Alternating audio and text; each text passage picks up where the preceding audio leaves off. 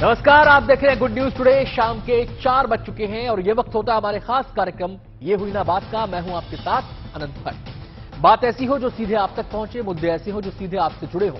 अक्सर खबरों के शोर में हमारे आपके काम की बातें छूट जाती हैं, कुछ बदलने की हमारी कोशिशें अधूरी रह जाती हैं। तो नए अंदाज में कुछ कहने, कुछ समझने और बहुत कुछ जानने की कोशिश करेंगे। इस शो में बात ऐसी होगी कि आप भी कहेंगे ये हुई ना बात।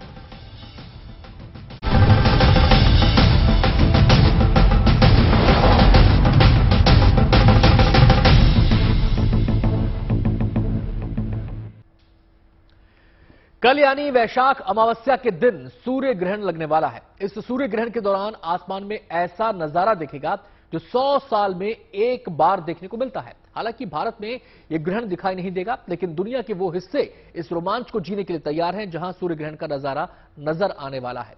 इस खगोलीय घटना में विज्ञान से लेकर ज्योतिषियों की पूरी दिलचस्पी है। धार्मिक नजरिए से भी ये एक बड़ा दिन होगा। सूर्य ग्रहण का एक दिलचस्प पहलू यह भी है कि ये अमावस्या के दिन ही लगते हैं। क्या है सूर्य ग्रहण और अमावस्या का कनेक्शन, और ज्योतिषीय नजरिए पर इसका क्या कहना है, क्या असर ज्योतिषीय नजरिए से इसका हो सकता है, हर पहलू पर खास मेहमानों से हम बातचीत करेंगे। पूरा पैनल हमारे साथ मौजूद रहेगा, लेकिन मेहमानों के साथ चर्चा को आगे बढ़ाएं उससे पहले ये रिपोर्ट देख लेते हैं।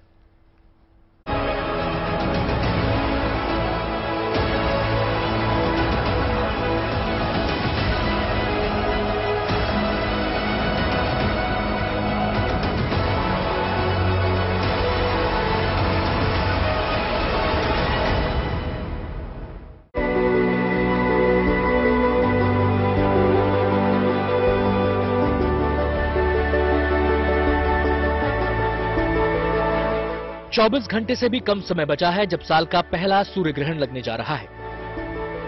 साल 2023 का ये पहला सूर्य ग्रहण वैशाख अमावस्या के दिन लग रहा है। इस दौरान आसमान में इस साल की सबसे बड़ी खगोलीय घटना घटेगी, क्योंकि एक ही दिन 3 तरह के सूर्य ग्रहण दिखाई देंगे, जिसे वैज्ञानिकों ने हाइब्रिड ग्रहण का नाम दिया है।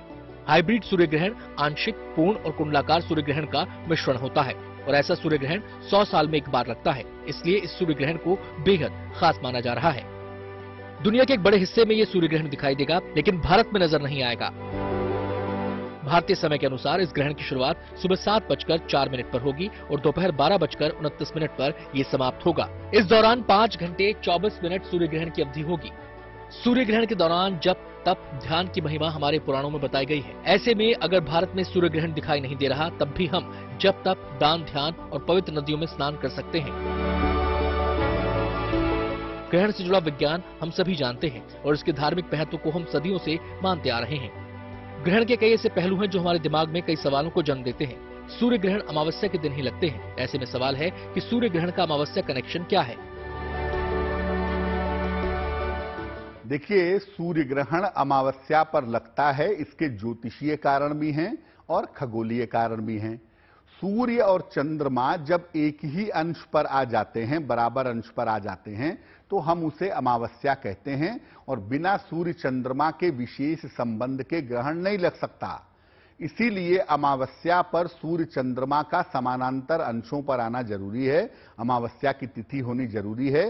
सूर्य चंद्रमा एक साथ तो बहुत बार आ सकते हैं, लेकिन सूर्य चंद्रमा एक साथ अमावस्या तिथि पर आ जाएं और राहु केतु के साथ उनका संबंध एक्सिस पर बनता हो, तब ग्रहण लगने की संभावना हो जाती है। ज्योतिषियों के अनुसार वैशाख अमावस्या का दिन पितृदोष और गृह दोष के निवारण के लिए विशेष माना जाता है।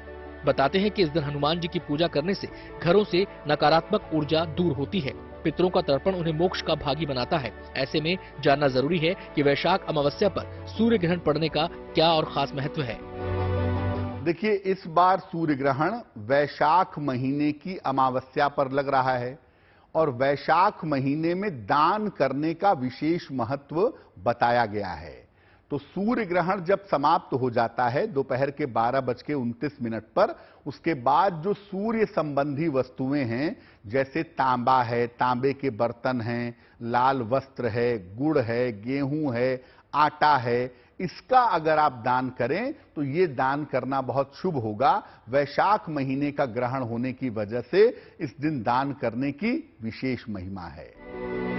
ज्योतिष शास्त्र हमेशा से मानता आया है कि ग्रहण का देश दुनिया पर सकारात्मक और नकारात्मक दोनों तरह का असर होता है। सूर्य, चंद्रमा, राहु, केतु तो हर ग्रहण में इन्वॉल्व होते ही हैं, वो बड़ी बात नहीं है। लेकिन जो शनि की दृष्टि सूर्य राहु पर पड़ रही है, इसका प्रभाव बहुत ज्यादा नकारात्मक है, जो देश दुनिया में बड़ी सारी समस्याएं पैदा कर सकता है। भारत में ग्रहण दिखाई नहीं देगा, इसलिए हमें किसी तरह के नियम में बंधने की जरूरत नहीं होगी। ग्रहण काल में सुबह 7:04 से दोपहर के 12:29 के बीच में आप मंत्रों का जप कर लें, आप पूजा उपासना कर लें, आप ध्यान कर लें और ग्रहण समाप्त होने के बाद दान कर दें। लेकिन सावधानी कोई नहीं है, जिस तरह से सामान्य जीवन जीते हैं उस तरह से सामान्य जीवन आप जी सकते हैं। ग्रहण हमेशा से इंसान को धार्मिक वैज्ञानिक आधार पर अचंभित करता आया है। वैज्ञानिक व्याख्याओं के बाद भी ग्रहण लोगों के मन मस्तिष्क में रोमांच पैदा करता है, लिहाजा इसकी वैज्ञानिक व्याख्याओं के साथ साथ धार्मिक और ज्योतिषीय मान्यताओं पर भी लोग विचार करते हैं। Bureau report, good news today.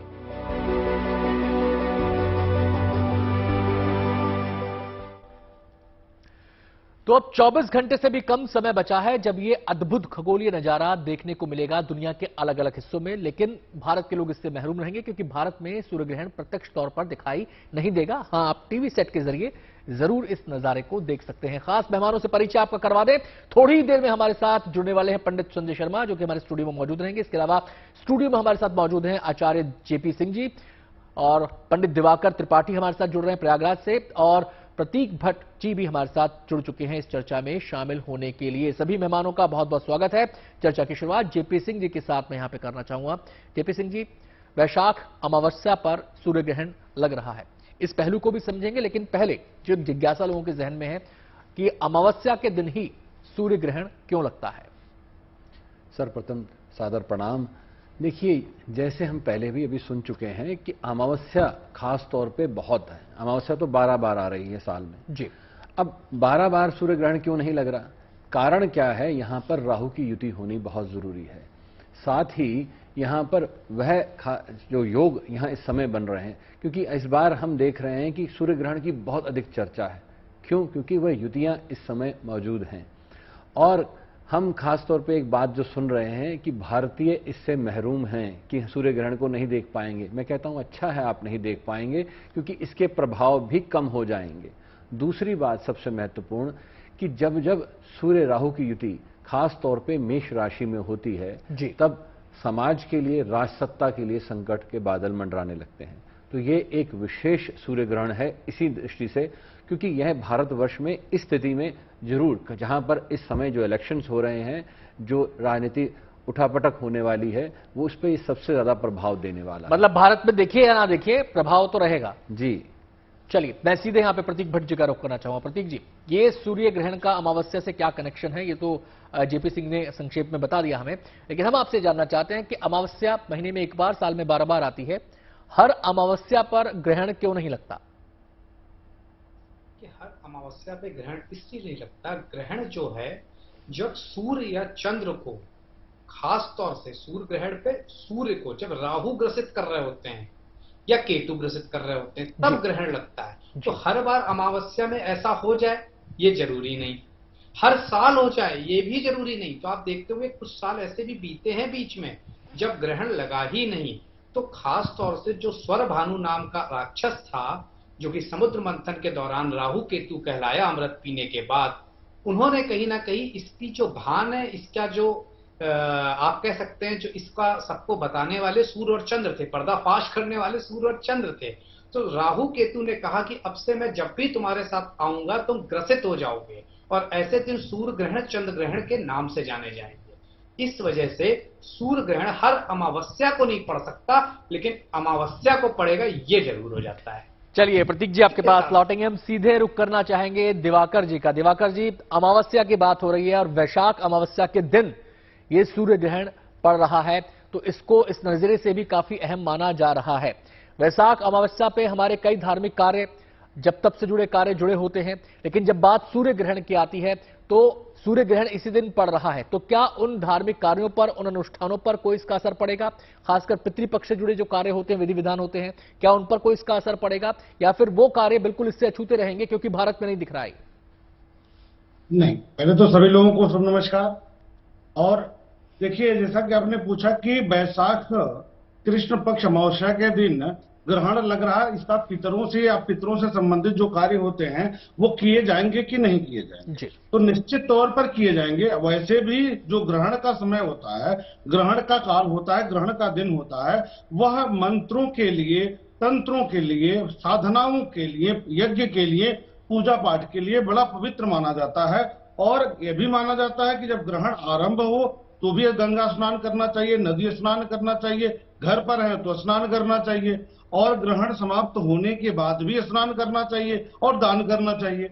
यही स्थितियां जब हम अमावस्या, सामान्य अमावस्या के दिन पितरों के तर्पण के लिए, पितरों के लिए कुछ कर्म करते हैं, तो भी यही स्थितियां रहती हैं कि गंगा स्नान करते हैं, उनके निमित्त दान करते हैं, तो उसका पुण्य फल प्राप्त होता है। यह बहुत अद्भुत संयोग है, बेहतर संयोग है। यदि हम इसमें पूजा पाठ या ज्ञावन या दान पुण्य करते हैं तो इसका लाभ मिलता है। ग्रहण समापन के बाद स्नान आदि करके दान करें, उनके निमित्त तर्पण करें, उपाय करें, तो उसका लाभ मिलेगा। और बैसाख का जो महीना होता है बहुत ही पवित्र महीना माना जाता है धार्मिक कृत्यों के लिए। तो जैसे भी कोई व्रत का आरंभ करते हैं तो माना जाता है कि यदि हम बैसाख माह में इसको आरंभ करते हैं तो उसका पुण्य बढ़ता है, इसको बहुत शुभ माना जाता है। ऐसे में पितरों के लिए भी कोई कार्य करेंगे, तर्पण करेंगे तो उसका लाभ मिलेगा, इसमें संदेह की बात चलिए, मैं सीधे जेपी सिंह जी का यहां पर रुख करना चाहूंगा। आप जेपी सिंह सर ये बताएं कि वैशाख अमावस्या का महत्व तो वैसे ही हमारे शास्त्रों में बहुत माना गया है, पूजा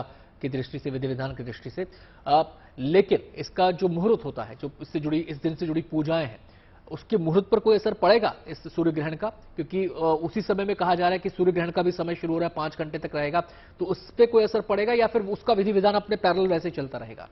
देखिए, सर्वप्रथम सबसे महत्वपूर्ण बात, बहुत अच्छा प्रश्न आपने पूछा कि मुहूर्त में कोई बदलाव। देखिए, ग्रहण काल खास तौर पे यहाँ हमें दिखाई नहीं दे रहा है, यहाँ परोक्ष रूप से हम सूर्य ग्रहण को नहीं देख पा रहे, इसलिए कोई समय परिवर्तन नहीं, कोई सूतक नहीं है हमारे भारतवर्ष में। मंदिर खुले रहेंगे, धार्मिक स्थानों पर आप जा सकते हैं, पूजन कर सकते हैं, तो इसलिए कोई परिवर्तन नहीं है। और ग्रहण काल में करने वाले मंत्र जब सिद्ध हो जाते हैं, जैसे अभी बताया गया कि आप ग्रहण काल में जितनी पूजा अर्चना करते हैं उतनी ज्यादा फलित होती है। ये समझ लीजिए कि ये तो वह पीरियड है जिसमें आप जितनी पूजा कर लेंगे उतना ही ज्यादा आपको उसका फल मिलेगा, क्योंकि वो सिद्ध हो जाती है। यहाँ अगर आप देखें, कई ऋषि मुनि यहाँ पर इसका उल्लेख करते हैं हमारे ग्रंथों में कि ग्रहण काल में ही ये मंत्र सिद्ध करें। क्यों? क्योंकि ग्रहण काल एक ऐसा समय है जिसमें सिद्धियां की जाती हैं, तांत्रिक सिद्धियां की जाती हैं, मंत्र सिद्धि की जाती है। और अगर आप कहें पितृ शांति की बात करें, कालसर्प योग शांति की बात करें, तो इसमें सर्वोत्तम मैं योग कहूंगा कि इसमें आप कर सकते हैं और वो बहुत लाभवत होगा और फलीभूत होगा। और मुहूर्त पर कोई असर नहीं पड़ेगा, बिल्कुल जो पूजा मुहूर्त दिए गए हैं वैशाख अमावस्या से जुड़े, वो वैसे ही इंटैक्ट रहेंगे, उस पर कोई असर नहीं, कोई बदलाव नहीं। चलिए, प्रतीक जी का मैं यहाँ पे रुख करूंगा। प्रतीक जी, लेकिन एक अजीब सा दिलचस्प विरोधाभास भी है। एक तरफ ग्रहण काल में, हालांकि भारत में सूतक नहीं लग रहा है, लेकिन मैं एट लार्ज बात कर रहा हूं यहां पर। एक तरफ तो कहा जाता है ग्रहण काल के अंदर आपको मंदिर में नहीं जाना है, मूर्तियों को नहीं छूना है, मंदिर के कपाट बंद रखने हैं, पूजा से पहले मूर्तियों को धोना है, सारा कुछ करना है। लेकिन उसी समय यह भी कहा जाता है जोर देकर कि ग्रहण काल में की गई पूजा ज्यादा फलित होती है, ज्यादा वो उसका असर होता है मंत्रों को साधने की दृष्टि से, अपने आराध्य को साधने की दृष्टि से। तो ये विरोधाभास क्यों होता है? देखिए, विरोधाभास नहीं है जी, ग्रह है, आपकी समस्याएं उस समय ज्यादा ग्रहण कर रहे होते हैं और उस समय वो पीड़ित होते हैं, तो उस दौरान की गई हुई पूजा कहीं ना कहीं मलहम के तौर पर उनके लिए होती है और आपके लिए भी होती है। तो इस वजह से कहा जाता है कि ग्रहण के दौरान ग्रह आपकी समस्याएं ग्रहण कर रहे होते हैं और आप अपनी कुंडली में, जैसा कि अमूमन भारतीय लोग जानते हैं कि मेरा ये ग्रह, अमुक ग्रह थोड़ा कमजोर है, ये अच्छा है, तो इस ग्रहण के दौरान वो उसका पूजा पाठ, जिस ग्रह को ग्रहण लग रहा है, मतलब सूर्य और चंद्र में से, उसकी पूजा से उन चीजों को इसलिए खास तौर से सिद्ध कर लेते हैं। इसीलिए अगर आप देखोगे, इवन देन रात्रि में आपको जरा आवाज नहीं सुनाई देती है, राइट, और आवाज गूंजती है। क्यों? कहीं ना कहीं रेडियो फ्रिक्वेंसी तेज हो जाती है। ग्रहण के दौरान भी ये वैज्ञानिक आधार पे नापा गया है कि रेडियो फ्रिक्वेंसी की मात्रा तेज हो जाती है, कहीं ना कहीं हमारी आवाज दूर तक पहुंच रही होती है। तो निश्चित तौर पर इस दौरान की गई हुई पूजा, इस दौरान की गया हुआ मंत्र सिद्धि काफी लंबे समय तक हमें साथ देता है, क्योंकि ये कहीं ना कहीं एक दूसरे को आप कह सकते हैं सपोर्ट कर रहे होते हैं, सिस्टम को सपोर्ट कर रहे होते हैं। सूर्य ग्रसित होने की वजह से ऑक्सीजन से लेके प्राणवायु की कमी कहीं ना कहीं हो सकती है, क्योंकि सूर्य को ग्रहण लग रहा है। हम उनकी पूजा कर कर, उनकी अर्चना कर कर पॉजिटिव रखते हैं। सूर्य कॉन्फिडेंस का कारक है, कॉन्फिडेंस लो होगा जब भी वो राहु के साथ आएंगे, तो आप पूजा करके अपने आप को कॉन्फिडेंट रखते हो। चलिए, यहाँ पे आप कह रहे हैं कि विरोधाभास नहीं है, लेकिन अब आपने जो बात कही है उसमें मुझे एक छोटा सा विरोधाभास और नजर आ रहा है, मैं आपसे वो डिस्कस कर लेता हूं। आपने कहा कि जिस समय ग्रहण लग रहा होता है तो जो ग्रह होते हैं वो हमारी समस्याओं को ग्रहण कर रहे होते हैं, बल्कि हमारी समस्याओं को घटा रहे होते हैं। तो फिर ये ग्रहण से जुड़े इफ्स एंड बट्स क्यों होते हैं कि ये मत करो, वो मत करो, ऐसा मत करो, ये मत करो? तो इसके प्रभाव को लेकर इतनी शंका आशंकाएं क्यों जताई जाती हैं?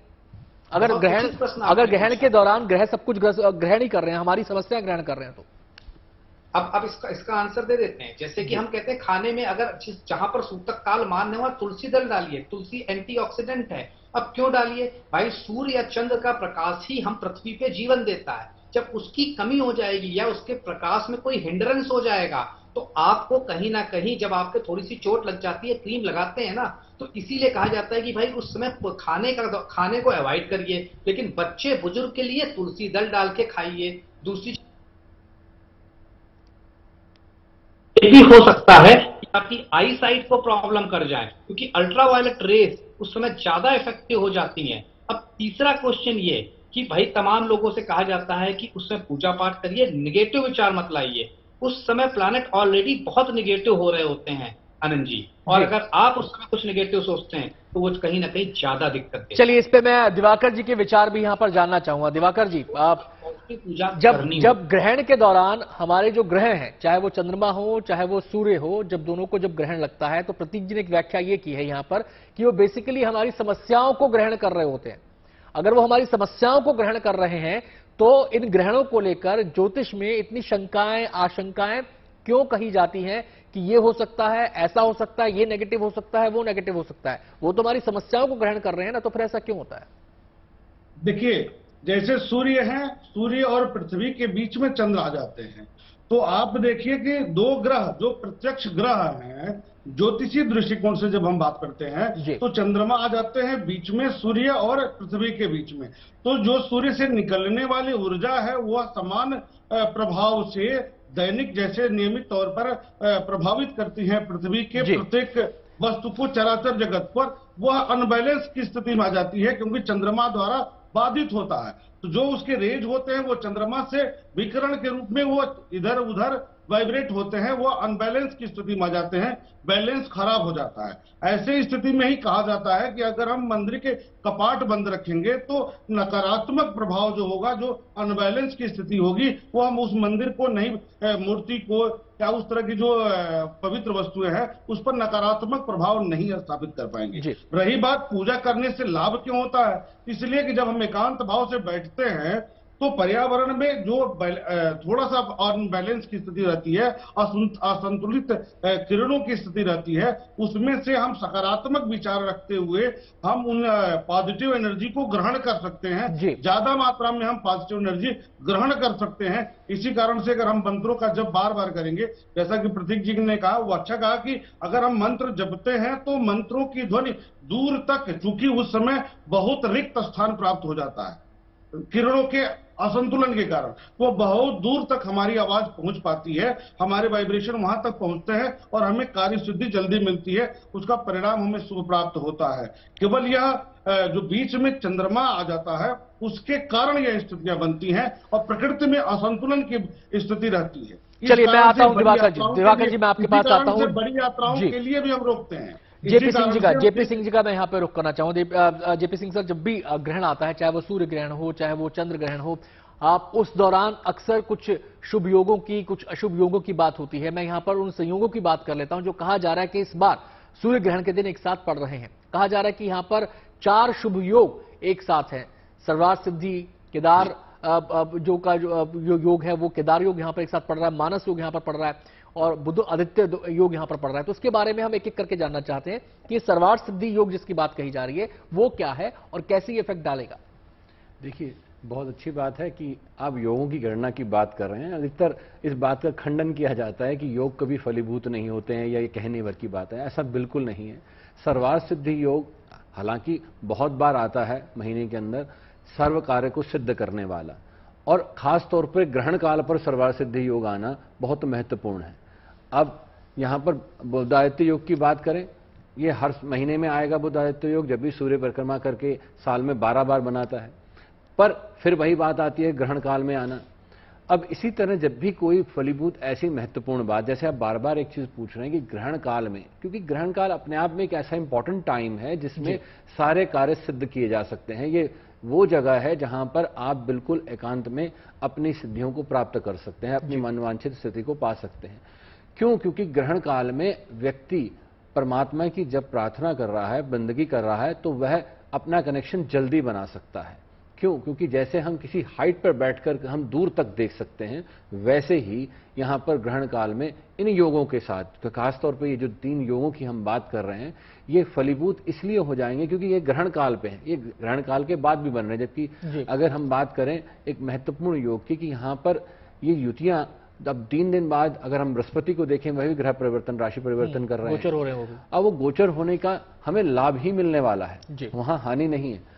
पर जो हानि की बात है उससे हम बच सकते हैं मंत्रों द्वारा, उपाय द्वारा, दान पुण्य द्वारा, और इन खास तौर पे इस ग्रहण काल में इन योगों का लाभ ले सकते हैं। चलिए जेपी सिंह जी, आपसे हमारी ये बातचीत का सिलसिला जारी रहेगा। सीधे रुक करेंगे प्रतीक भट्ट जी का, जो हमारे साथ जुड़े हुए हैं। प्रतीक जी, ब्रेक पे जब गए थे तो शुभ संयोगों की बात की गई थी, लेकिन अशुभ संयोगों का भी जिक्र यहां पर करना जरूरी है, क्योंकि उनके बारे में भी कहा जा रहा है कि 2 अशुभ संयोग कुछ ऐसे बन रहे हैं जिसका असर हो सकता है। क्या ऐसा है? ऐसे कोई अशुभ संयोग बन रहे हैं? देखिए, अपने आप में ग्रहण सूर्य प्राण वायु है, ऑक्सीजन है। अगर वो ग्रसित हो रही है तो इसे शुभ संयोग तो कहीं से नहीं कहा जा सकता। चंद्र ग्रहण में चंद्रमा मन है, मन ग्रसित हो रहा है, उसे भी अच्छा नहीं कहा जा सकता। यहां पर इस बार एक चीज और है जो कि समस्या वाली है, कि मेष राशि काल पुरुष की कुंडली में पहली राशि होती है, वो ग्रसित हो रही है। और उसी के साथ साथ बृहस्पति 2 दिन बाद 22 तारीख को, आप समझ लीजिए कि उन्होंने मेष राशि में पैर रख दिया है, बस वो पूरे आने बाकी हैं। तो ये जो कॉम्बिनेशन है, सूर्य राहु पितृदोष के नाम से जाना जाता है, ग्रहण के नाम से जाना जाता है। लेकिन जब गुरु भी वहां जुड़ जाएंगे तो गुरु चांडाल योग भी बन जाए। राहु केतु को चांडाल बोला गया है, तो निश्चित तौर पर यह योग बहुत अच्छा नहीं इस बार बन रहा है। 4 ग्रह, सूर्य, राहु, चंद्र, बुध और अब बृहस्पति भी वहां, तो निश्चित तौर पर अगर 5-6 ग्रह एक जगह आ जाते हैं तो इनबैलेंस स्थिति हो जाती है। तो अगले 15 दिन बड़े सावधानी पूर्वक रहना पड़ेगा। लेकिन ये क्या मैं डरा रहा हूं? नहीं, मैं हमेशा कहता हूं डरना मना है, सावधान रहना है। लेकिन सावधान भी किसे रहना है? कुछ एक वर्ग है, जैसे कि राजसत्ता वाला, ब्यूरोक्रेट, नेता नगरी, सोशल सर्किल, जो लोग एनजीओ में काम करते हैं, जो लोग सरकारी नौकरी करते हैं, जो लोग सरकार, इलेक्शन और इलेक्शन कमीशन, ये सब जो आ जा रहा है, जो न्यायिक प्रक्रिया है, वो भी कहीं ना कहीं उसमें भी थोड़ा सा कंट्रीब्यूशन सूर्य का रहता है। तो निश्चित तौर पर इन जैसे लोगों को, कहीं का भी लीडर, चाहे वो समाज का हो, चाहे घर का हो, चाहे बाहर का हो, चाहे प्रदेश का हो, उन सबको अगले 15 दिन थोड़ा सा ध्यान रखना होगा। क्योंकि सूर्य ग्रसित होने की वजह से आरोग्यता, क्योंकि आरोग्यता के कारक हैं, तो रोग भी बढ़ते हैं। तो इन सब चीजों पे छोटा छोटा ध्यान रखना है। और मुझे उम्मीद है, क्योंकि भारत में दिख नहीं रहा, तो थोड़े से इफेक्ट तो कम हो ही जाते हैं। भाई लीजिए, एक बड़ा, मान लीजिए कोई गुंडा है, लेकिन वो आपको दिखता नहीं है, तो आपको उसका डर कम हो जाएगा। लेकिन जहां दिख रहा है वहां डर ज्यादा होगा। तो डर है, लेकिन डर की जो परसेंटेज है वो इंडिया में काफी कम हो गई है। छोटा सा उपाय, राम रक्षा स्तोत्र, ओम घणी सूर्याय नमः या गायत्री मंत्र, सिर्फ इतना कर लीजिए, इसी से ही सब सध जाए। चलिए, पंडित दिवाकर त्रिपाठी जी का मैं यहाँ पे रुक करना चाहूंगा। पंडित जी, जो बात अभी प्रतीक जी ने बोली है कि भले ही दिख नहीं रहा, लेकिन प्रभाव को लेकर आप बिल्कुल निश्चिंत नहीं हो सकते। मेरा जानना यह है कि जो प्रभावों की बात की जा रही है वो एट लार्ज सब पर समान रूप से है, या फिर ये राशि विशेष का भी इसमें हिसाब किताब देखना होगा? जी देखिए, सबसे पहली बात तो ये जो सूर्य का प्रकाश है वो सबके लिए समान है। चराचर जगत पर इसका प्रभाव पड़ता है, चाहे वो प्राकृतिक चीजें हों, धार्मिक चीजें हों, सामाजिक हों या व्यक्तिगत हों, सभी पर इसका प्रभाव पड़ता है। जैसा कि अब अभी चर्चा हो रही थी कि अच्छे योग भी बन रहे हैं, जैसे शनि अपनी राशि में है, शुक्र अपनी राशि में विद्यमान है, तो ये स्थितियां मजबूत हैं। लेकिन जो ग्रहण के समय स्थिति बन रही है कि सूर्य, चंद्र, बुध, राहु और उस पर शनि की दृष्टि हो रही है मेष राशि पर, ये जो अशुभ योग हैं ये नकारात्मक प्रभाव ज्यादा स्थापित करने वाले हैं। यह प्रत्येक समाज, प्रत्येक स्थिति में होगी, चाहे वो राजनैतिक व्यवस्था हो, सामाजिक व्यवस्था हो, आर्थिक व्यवस्था हो या व्यक्तिगत जीवन की बात हो, धार्मिक जीवन की बात हो, सभी पर इसका प्रभाव पड़ेगा।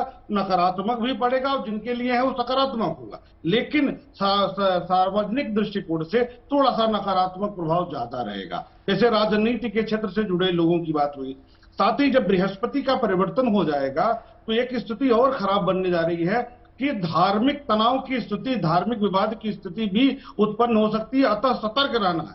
हम लोगों के बताने का तात्पर्य मात्र इतना है कि व्यक्ति को, लोगों को उस क्षेत्र में सतर्क रहना चाहिए। जैसे बड़े राजनीतिक व्यक्तित्व की बात हो रही है, आचार्य देव लोगों ने भी बताया, उसका प्रभाव है कि समाज में जो भी उच्च पदस्थ अधिकारी हैं या उच्च राजनीतिक व्यक्तित्व हैं, उनको अपने जो जिम्मेदारी के प्रति सतर्क रहना चाहिए, गलत कार्य से बचना चाहिए। यह नुकसान लोगों को जाता है। मैं आता हूं दिवाकर जी, मैं आता हूं जी, मैं आता हूं दिवाकर जी आपके पास। जेपी सिंह जी का यहाँ पे रुकना चाहेंगे। जेपी सिंह जी, जो बात हो रही है वो सार्वभौमिक बात यहाँ पर हो रही है कि इस कैटेगरी में जो लोग आ रहे हैं उनको सतर्क रहना जरूरी होगा, लेकिन जब हम कैटेगरी वाइज भी देखें, अलग अलग पेशों से जुड़े हुए लोग हैं, अलग अलग क्षेत्रों से जुड़े लोग हैं, तो उसमें भी वो सार्वभौमिक ही प्रभाव का आकलन किया जाएगा या फिर जातक विशेष की राशि, उसके ग्रह नक्षत्र, उसका लगन, उसके गण, ये भी महत्व रखते हैं यहाँ पर? देखिए, सबसे महत्वपूर्ण बात है, ज्योतिष सार्वजनिक प्रभाव देता है जी, पर ज्योतिष की गणना जो है वो व्यक्ति विशेष के आधार पर की जाती है, पत्रिका विशेष के आधार पर की जा सकती है। कई लोग मुझसे एक प्रश्न पूछते हैं कि हम राशिफल पढ़ते हैं, क्या ये सब पे समान असर करता है? ये सबके लिए होता है? बिल्कुल सबके लिए होता है, पर आपकी पत्रिका में क्या ग्रह स्थिति है उसके आधार पर भी परिवर्तन आ जाएंगे। उदाहरण के लिए यहां पर देख लीजिए, अगर आपकी पत्रिका में सूर्य कहीं पर कमजोर हैं, बुध अस्त हैं, मंगल अस्त हैं, राहु निचस्त हैं या कोई भी ऐसी स्थिति है, तो इसका प्रभाव आप पर बढ़ जाएगा। अब अगर आपकी कुंडली में ही सूर्य ग्रहण है जी, जो अधिकतर हम देखते हैं, कई बार हमें देखने को मिलता है कि सूर्य राहु की युति है या कहीं ऐसी दृष्टि पड़ रही है, तो आपके ऊपर इसका प्रभाव बढ़ जाएगा। और जैसे मैंने रोगों की बात कही, मैं कल भी कह रहा था कि सूर्य हमारी आत्मा का कारक है, हृदय का कारक है, हमारे स्वास्थ्य के लिए सबसे महत्वपूर्ण है, प्राणवायु है। तो अब यहां पर जिनका सूर्य पीड़ित है पत्रिका में, उनके लिए रोगों की स्थिति बढ़ जाएगी। तो ये व्यक्ति विशेष जरूर देखा जाएगा। इसको इस तरह से नहीं कह सकते कि सब पे समान असर देगा, पर वह व्यक्ति विशेष पर ज्यादा देगा। चलिए, मैं अब प्रतीक जी का यहां पर रुख करना चाहूंगा। प्रतीक जी, बात होती है ध्यान की, स्नान की, दान की और सूर्य ग्रहण के दौरान, चंद्र ग्रहण के दौरान जब हम बात इस विषय पे करते हैं, तो क्या ये समान रूप से लागू होगा कि इसी चीज का दान करें, या फिर यहां पर भी जातक विशेष की राशि देखनी होगी, उसका पत्रिका क्या कह रही है ये देखना होगा, उसके हिसाब से दान पुण्य की बात तय होगी? प्रतीक जी, आपको मेरी आवाज मिल रही है? आपका संपर्क नहीं हो पा रहा, सीधे रुक करेंगे दिवाकर जी का। दिवाकर जी, जो मेरा सवाल था प्रतीक जी से, वही मैं आपसे करना चाह रहा हूं कि ये जो ध्यान और स्नान की बात की जा रही है, और खासकर अगर हम दान की बात करें कि दान का बड़ा महत्व होता है ग्रहण के दौरान, तो ये समान रूप से कोई भी वस्तु का दान हम कर सकते हैं या फिर पत्रिका के आधार पर तय होता है कि उसके ग्रह नक्षत्र किस बात की डिमांड कर रहे हैं, कौन सी चीज दान में देनी चाहिए? देखिए, पहली बात तो जो ये ग्रहण लग रहा है, इस पर 1 मिनट का समय लूंगा कि मेष राशि पर लग रहा है और काल पुरुष की कुंडली जो है वो मेष राशि की है, मेष लग्न की है। तो ऐसे में इसका प्रभाव, क्योंकि काल पुरुष की है, वो समझ पूरे ब्रह्मांड पर, पूरे समाज पर, विशेषकर पृथ्वी पर जरूर पड़ेगा। सामाजिक दृष्टिकोण से, राजनीतिक दृष्टिकोण से, आर्थिक दृष्टिकोण से और धार्मिक दृष्टिकोण से। रही बात उपाय की, तो उपाय हम किसका करते हैं कि जिस ग्रह से, जिस व्यक्ति से हम पीड़ित हैं उसका निवेदन करते हैं, और जिसको पीड़ा हो रही है उसको बढ़ाते हैं। तो राहु से प्रभावित हो रहे हैं सूर्यदेव, और साथ ही साथ शनि की दृष्टि भी पड़ रही है। तो दान की जो प्रवृत्ति होगी, निवेदन की जो प्रवृत्ति होगी, वह शनि और राहु को हम छोड़ेंगे नहीं, उनका भी उपाय करेंगे, उनको भी शांत करेंगे। साथ ही सूर्य को बल प्रदान करने के लिए सूर्य के मंत्रों का जप करेंगे, सूर्य के रत्न को अपने जन्म कुंडली के अनुसार धारण करेंगे। तो ऐसा नहीं है कि राशियों के अनुसार बहुत जरूरी है, सामान्य रूप से भी यदि आप दान पुण्य करते हैं, ग्रहण काल के समापन के बाद स्नान करके आप दान करते हैं, जैसे सूर्य का दान है क्योंकि सूर्य अत्यंत महत्वपूर्ण है, राहु की स्थिति गड़बड़ है क्योंकि राहु का प्रभाव वही पड़ रहा है जिसके कारण से सूर्य पीड़ित हो रहे हैं, तो उनको ठीक रखने के लिए, शांत रखने के लिए, नकारात्मक प्रभाव समाप्त करने के लिए राहु का दान करना जरूरी है। साथ ही साथ शनि की दृष्टि भी है, इसको हमें नहीं भूलना चाहिए, इसका प्रभाव ज्यादा पड़ेगा सूर्य पर, तो शनि का भी उपाय करना चाहिए। शनि देव के शांति के लिए भी उपाय अति आवश्यक है, उसमें भी दान पुण्य करना चाहिए। इसीलिए गुड़ का दान, तांबे का दान, तांबे का पात्रों का दान, लाल फल का दान, काले तिल का दान, काला कपड़ा का दान, लोहे का दान, सरसों के तेल का दान गरीब व्यक्ति को जरूर करना चाहिए ग्रहण काल के समापन के बाद। साथ ही साथ शनि के मंत्रों का जप, सूर्य के मंत्र का जप और राहु के मंत्रों का जप भी जरूर करना चाहिए अपने इष्ट देव की आराधना के साथ साथ। चलिए दिवाकर जी, आपने बहुत अच्छी जानकारी यहां पर दी। मैं जेपी सिंह जी का आखिर में रुख करना चाहूंगा। मंत्रों की बात हो रही है, दान की बात तो बता दी, किस चीज का दान करें, किसके लिए क्या दान करें, ये तो आपने बता दिया, लेकिन अब उन मंत्रों की बात कर लेते हैं। वो बीज मंत्र कौन से होंगे जो ग्रहण काल के दौरान जिनका जब तक लोग करें तो उनको फायदा होगा? देखिए, सबसे सरलतम मंत्र अगर आप करना चाहें सूर्य के लिए तो ओम घृणी सूर्याय नमः, दूसरा मंत्र है ओम आदित्याय नमः। इस तरह से आप कोई भी कर सकते हैं। और अगर आपको कुछ नहीं आता तो राम नाम की माला जप लीजिए। जैसे पहले बताया गया कि राम नाम सबसे बड़ा है, राम नाम तो ऐसा मोक्ष द्वार है जो कुछ भी कर ले तो उसके लिए महत्वपूर्ण फल देता है, उसके जीवन की लीला को सुंदर और सुधर बना देता है। पर महत्वपूर्ण बात यहां पर यह है कि मंत्र किस स्थिति में करें, शुद्धता का ध्यान दें, आसन का ध्यान दें, विधिवत करें। खास तौर पे मैं ये देखता हूं कई बार हम ये त्रुटि करते हैं कि हमें दिशा का ज्ञान नहीं है। पूरब मुख बैठकर ही सूर्य मंत्र का जाप करें और नीचे आसन लगाकर, कुशा का आसन लगाकर ही आप मंत्र जाप करें तो बहुत बहुत शुक्रिया जेपी सिंह जी हमारे साथ इस चर्चा में शामिल होने के लिए, इतने महत्वपूर्ण उपयोगी उपाय बताने के लिए। साथ साथ दिवाकर जी का भी हम शुक्रिया अदा करेंगे और प्रतीक भट्ट जी का भी शुक्रिया जो हमारे साथ इस चर्चा में शामिल रहे।